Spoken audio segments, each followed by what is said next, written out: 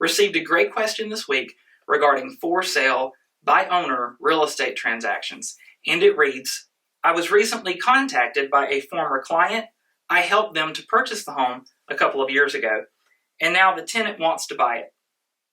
Seller is asking me for help, but can I even be involved? Do I sign a listing agreement? Please help.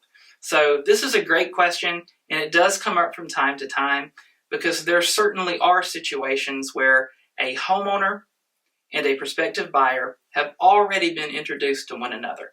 Perhaps they've already come to terms on the purchase price, the closing date, and they simply are looking for a real estate professional to step in because we provide a significant value to the parties if for no other reason than we have access to leading industry forms such as the GAR contract forms.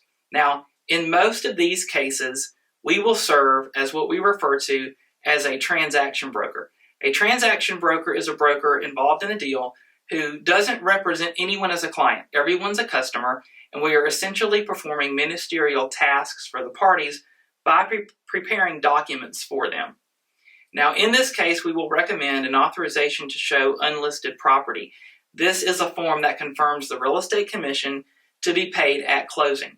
Now, a common misconception about this form is that it creates a client relationship with the seller, and it actually does not. An authorization to show unlisted property does confirm that the seller is merely a customer, but it confirms the real estate commission to be paid at closing. Now, there are also cases where one party or another does want that client relationship. Maybe they're a former client of ours and they want to continue to receive our advice and expertise throughout this deal as well. And we certainly can create a client relationship with one party or the other. We don't want to create one with both of them because we don't offer dual agency. So for a buyer, that could look like a buyer brokerage agreement. And for a seller, what would we do? Because if we don't want to list the property in the MLS, how are we going to sign a listing agreement? The solution to this could be something that we very rarely bring up, which is a non-exclusive listing agreement. So there are some differences between an exclusive and a non-exclusive listing agreement. And one of the differences comes in terms of the MLS, because an exclusive listing agreement is required to be entered into the MLS.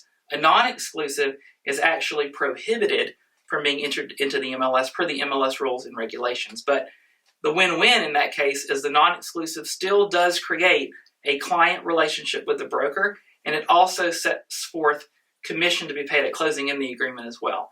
So in a case where we're working with a for sale by owner who actually does want to have a client relationship with us, but they do not want the property entered into the MLS, a non-exclusive listing agreement can create the client relationship, and then the buyer can merely be a customer moving forward.